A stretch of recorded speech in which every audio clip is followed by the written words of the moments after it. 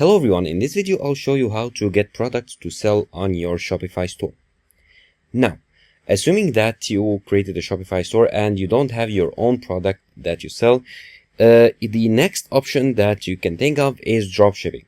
So dropshipping is where you basically list a product on your Shopify store, but you don't have the product itself. You'll get it from a supplier, and once you get an order on your website, you'll contact the supplier and they will ship the product to your customer.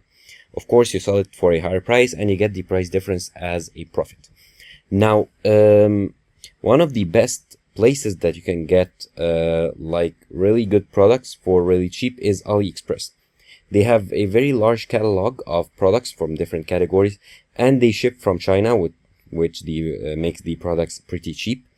And another option that you can think of is CJ Dropshipping, which is another great supplier that integrates perfectly with Shopify here, so that you can link your Shopify store and get seamless connection to list products from CJ Dropshipping to your Shopify store and be able to seamlessly fulfill the orders or ship them to the desired customer.